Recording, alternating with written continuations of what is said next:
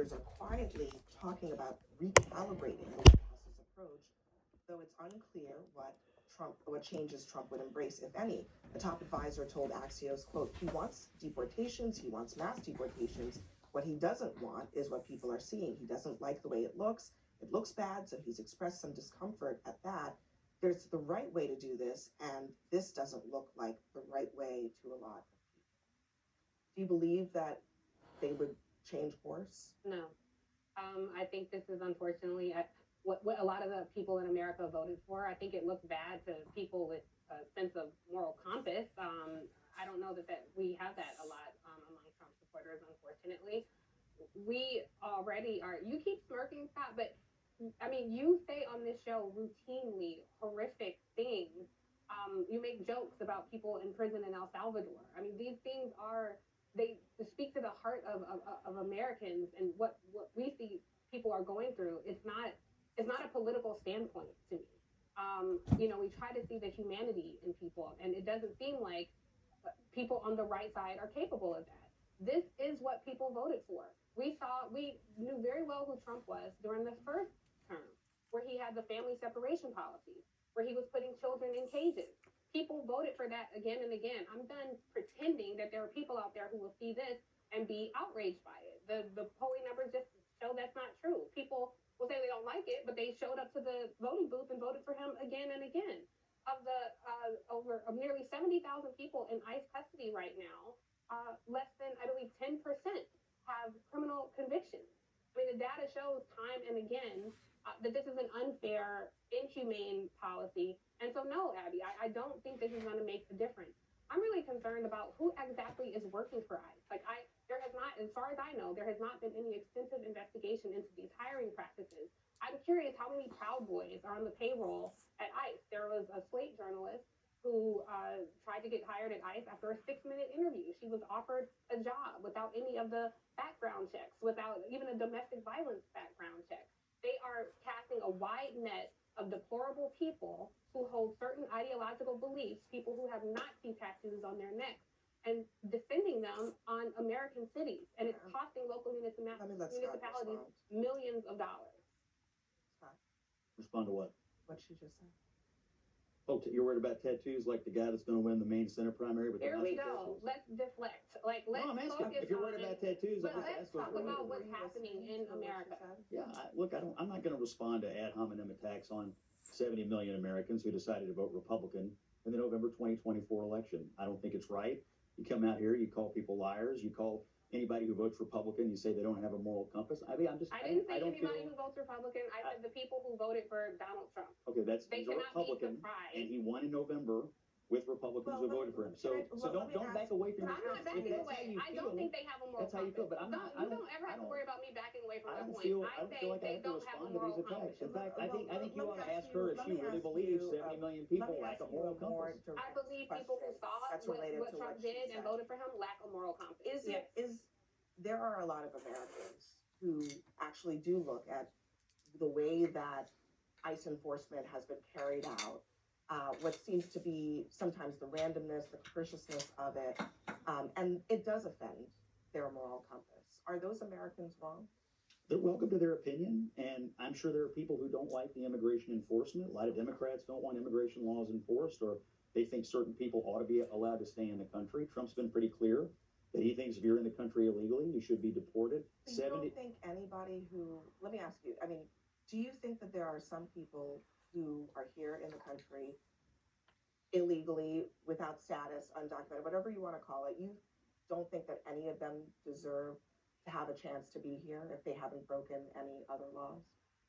Look, I think the American people voted to end the illegal immigration crisis in this country, and that includes mass deportation. I'm asking you, Scott Jennings, do you think that there are some people in this country who might not have a legal immigration status who deserve to be in this country, who deserve an opportunity to be in this country? I think if they want to be in this country, they should go back and do it the right way. The immigration system is Not so break the law.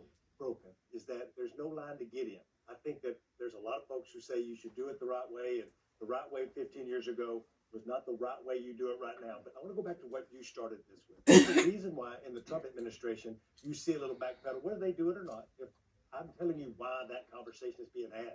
We're less than 10 months from an election. And I've been asking voters in swing congressional seats, that's the only thing that matters in the upcoming midterm elections is congressional seats, the way they feel about the questions you just asked them too. And what Trump supporters have said to me and lots of other consultants are, yes, we want to see folks deported who have broke crimes, but they don't like what they're seeing on their TV every night because I've got to figure out how to make the TV ad to get them to vote for the Democrat after I hear that. There was a story that was being talked about a lot today because it happened on Wednesday night.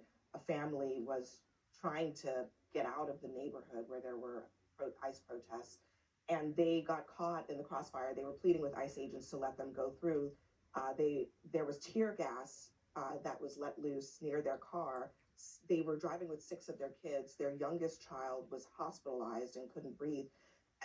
That alone is pretty horrific. But then you had DHS sending a tweet that says, "It is horrific to see these radical agitators bringing their children to their violent riots. Please stop endangering your children." These are people who were living in a neighborhood. This is the type of thing that, to Tiffany's point, there's a lack of empathy that is coming from the top at the government level that seems to be a permission slip for people, ICE agents, federal officers on the ground to act in a particular way that wouldn't take into consideration a family trying to flee the chaos and allow them to get out.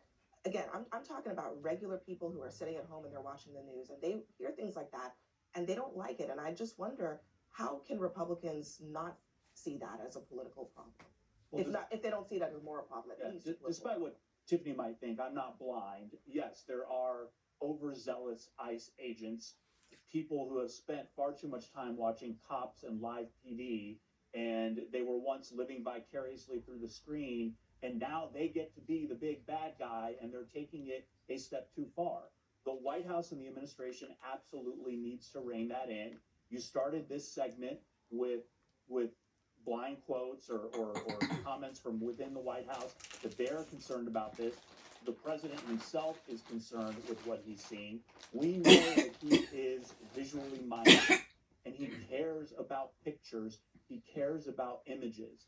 And if he's seeing something that makes his administration look bad, that he thinks makes the administration look bad, he's going to take action. He can easily fix this because 10 years ago, maybe 15 years ago, and it happens in New York and happened in many other states, the way ICE operated was they weren't deployed into villages. They weren't deployed into cities, boots on the ground like stormtroopers. They went to the courthouses. They went to the jails. They picked up illegal immigrants. Why can't they do that in Minneapolis? Why can't And they do that all communities over the place? cooperate. They do. Exactly. Why can't they do that in Because, Minneapolis? because the sanctuary cities, and I'm going to agree with you on this point, Mm. the sanctuary cities precluded the federal government from doing that anymore. They used to do it. New York is a sanctuary city. So you They think used they to do should? it in New York. Wait a minute. There's one point I want to make. We have the notorious Rikers Island jail. ICE had an office at the jail where when somebody was released from their sentence from prison and they were an illegal immigrant, they were immediately taken with the cooperation of the state, federal and state working together. Mhm. They were taken into immigration custody immediately, gone through immigration proceedings, and shipped out of the country. That was a way that worked. It works all over the country today. But the federal Except in government right Minneapolis. now, but the Trump administration could employ, instead of sending no. 2,000 to 3,000. Wait, let me finish my point. They 2,000 to won't 3,000 let them in the agents. jail. Hold on, can you just let her finish her point? We can't even understand. Things what are she's not trying to say. working now. So there are 2,000 to 3,000 ICE agents there now or being deployed there in total. Mhm. That's not working. Somebody died. Somebody else got shot. So if a government would even be willing to go back to the old policies and discuss them with Minneapolis, there's no discussion about anything. Can I There's respond to brute force this? and brute defense. Okay, Sure, so you're going to anyway. your point is this, that there should be cooperation between state, local, and the feds. Totally agree with you. In fact, there is cooperation. States and cities, locales all over the country are doing this. They are not doing it in Minneapolis because Walz and Frye and the Democrats who run the state and the city of Minneapolis will not permit it. The feds have been begging them to go into the jail in exactly the manner that you were prescribing. They're doing it all over the country. The reason you have 2,000 ICE agents in Minneapolis is because they have to catch illegal aliens on the streets not in administrative transfers in the jail. But they're not What doing you're- that. They're what- not doing that. They're going after American citizens and Fair stopping enough. them and That is asking them false. to identify themselves as citizens of the United States. That is not a country I That's want to not live in. false. That's Like, not there's even literally American. video We'll evidence. pick up on that very point when we come back from